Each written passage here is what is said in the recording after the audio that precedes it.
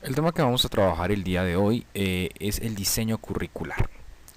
Cuando hablamos de diseño curricular vamos a tomar tres temas fundamentales, que es la generalidad del currículo, contenidos del diseño curricular y materias transversales. Cada uno de estos elementos contiene las esencias básicas de cómo se debe orientar el diseño curricular dentro de una institución, qué contenidos deben estar incluidos dentro de ellos y por último las materias transversales qué papel juegan a la hora de poder desarrollar los contenidos integrales y llegar a una formación integral. Antes de iniciar, nos gustaría que hicieran una reflexión personal sobre cuál es la importancia de la construcción curricular para la formación de los estudiantes. Y una vez termine la exposición, puedan ustedes mismos contestar esta pregunta.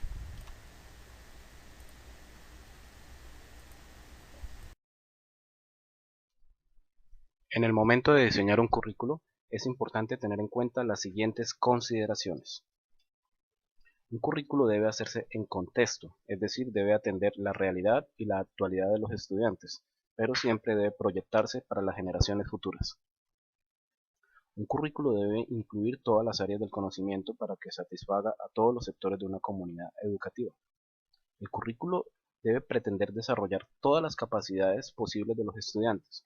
Cuanto más explote su potencial, mejor será. Y por último, un currículo debe tener una introducción siempre que explique todo este tipo de consideraciones.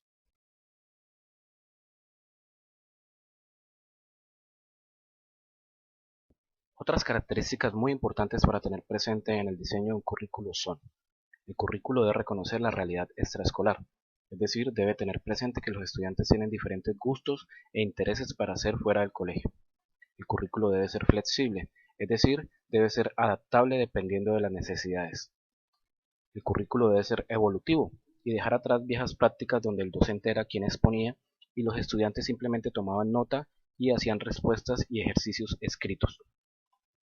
El currículo debe atender a todos los tipos de población. Hay que tener presente que hay estudiantes en situación de riesgo y de vulnerabilidad, así como hay estudiantes con capacidades sobresalientes y niños con dificultades académicas.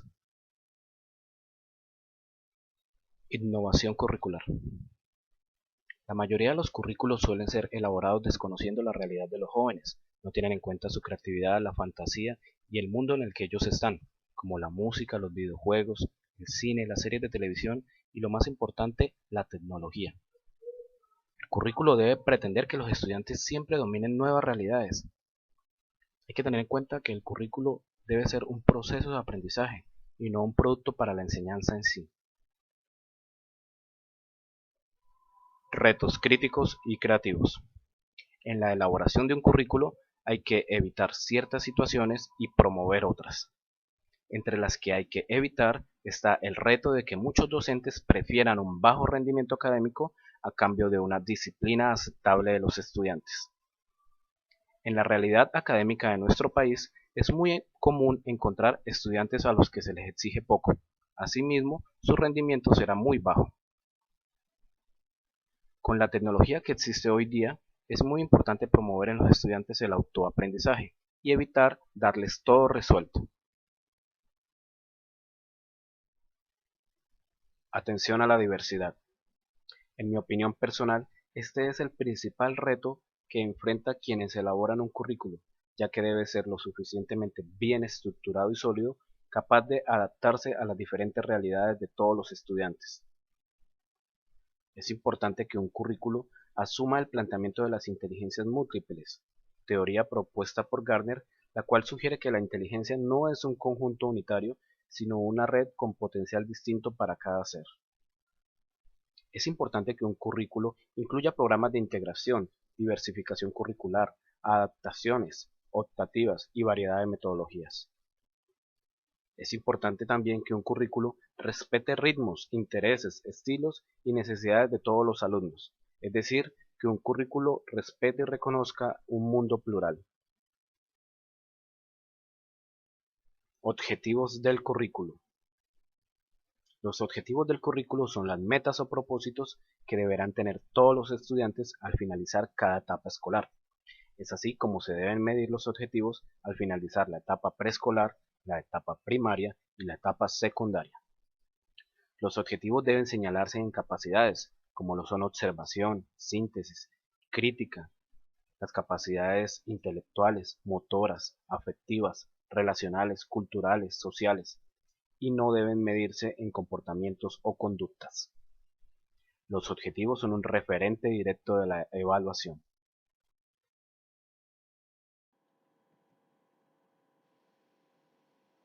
Los contenidos curriculares hacen referencia a qué enseñar y sus objetivos van dirigidos a ser desarrollados, no aprendidos, pues es dentro de las mismas áreas o materias que deben ser vistos. Los proyectos curriculares implantados por una institución deben estar estructurados para dar respuesta a la necesidad de la población estudiantil y deben estar relacionados con las características evolutivas del estudiante. Los contenidos se deben organizar en grandes bloques interrelacionados entre sí. Los bloques son agrupaciones de contenidos que le permiten al docente saber lo que se debe trabajar en un periodo académico determinado. Cada bloque debe tener tres tipos de contenidos: los tradicionales, que son los relacionados con los conceptos, hechos y principios; los de procedimiento, que son los que tienen en cuenta las técnicas y las estrategias para conseguir una meta; y los axiológicos, que son los directamente vinculados con lo que son valores, actitudes y normas. Ahora vamos a hablar de currículo abierto y flexible. Es una opción que, igual que las materias transversales, la plantean algunos sistemas educativos y está basada en la comprensividad y en el reconocimiento de la diversidad. Si se desea implementar este currículo, se debe tener en cuenta la libertad para secuenciar y contextualizar los objetivos generales, es decir, tener claro para qué enseñar. Después de eso se debe seleccionar, secuenciar y temporalizar los contenidos, es decir, determinar qué enseñar, qué aprender y cuándo hacerlo. Y para tener óptimos resultados se debe tener clara la metodología que se va a implementar, es decir, cómo vamos a enseñar. Y mediante el modelo evaluador se decidirá cómo valorar el grado de consecución del aprendizaje. Igual que cualquier proyecto curricular, este currículo debe incluir procedimientos generales que permitan desarrollar los contenidos propuestos, incluyendo los actitudinales. Y obviamente los contenidos se van a constituir como materia prima para una construcción significativa del conocimiento. Igual que con los contenidos procedimentales, se deben tener en cuenta contenidos actitudinales comunes a todas las áreas, como son los concernientes a el trabajo individual y grupal. Cuando hablo de un trabajo individual, es importante valorar la autonomía personal, la aceptación y la valoración del trabajo propio. Con relación al trabajo grupal, es importante que haya respeto y se valore el trabajo del compañero, que haya solidaridad y participación creativa y crítica. Es importante que se aprecie la defensa y el enriquecimiento que se tiene de los bienes culturales y naturales. Y por último, frente al trabajo, bien sea grupal o personal, es importante adquirir y desarrollar hábitos positivos que enriquezcan la labor que se está realizando. Los contenidos procedimentales y actitudinales requieren más tiempo para su incorporación. Es necesario en ocasiones trabajar los mismos contenidos, aunque con enfoques diferentes, y dejando ver una didáctica novedosa. Para ello se debe tener en cuenta varios aspectos como el nivel evolutivo de los estudiantes, los intereses, ritmos y estilos cognitivos, los conocimientos previos que cada uno de ellos posee, es decir, los presaberes, las propuestas epistemológicas y las exigencias didácticas del área, las demandas sociales y por último los requerimientos de la etapa posterior a dicho aprendizaje. Bueno, y ahora al hablar de la secuencia de contenidos, es importante tener en cuenta que esto está directamente relacionado con el orden sucesivo que damos de los objetivos, contenidos de la programación y los criterios de evaluación que con anterioridad hemos establecido, a la adaptación de los contenidos al nivel evolutivo y obviamente a los conocimientos previos del estudiante, es decir, a los presaberes. Es donde se le da atención a las necesidades e intereses de la población estudiantil. Tiene que ver con la inclusión secuenciada de los criterios de evaluación. Importante también en esta secuencia de contenidos tener en consideración los contenidos básicos que nos pueden servir como un referente para la adquisición de contenidos más completos.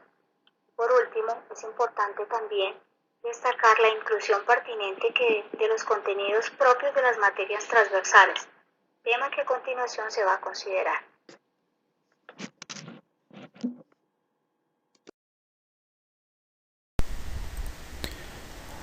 Las materias transversales. Tenemos 3 puntos de enfoque en estas materias. Está la educación en valores, la cual se adquiere en el aula de clases por medio de los diferentes grupos de profesores y actividades que contienen las materias transversales.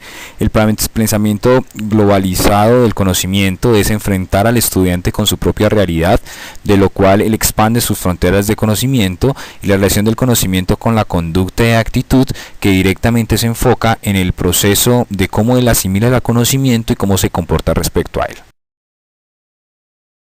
Visto lo anterior, debemos hablar de la transversalidad de la educación integral. Anteriormente, el modelo educativo se había enfocado solo en enseñar por medio de modelos de transferencia de conocimientos. El aporte significativo llega con la inclusión de materias transversales al currículo, dado que el concepto de educar o educación evoluciona y se convierte en un agente para la vida. De esta manera, la importancia de las materias transversales es obtener una mezcla de estos dos modelos. En la parte posterior hay un video de YouTube donde usted podrá encontrar más explicaciones sobre el tema. Este es un cuadro comparativo que va a hacer relación o referencia específicamente a las características de educar y de enseñar. Aquí vas a encontrar mayor información para poder expandir el tema.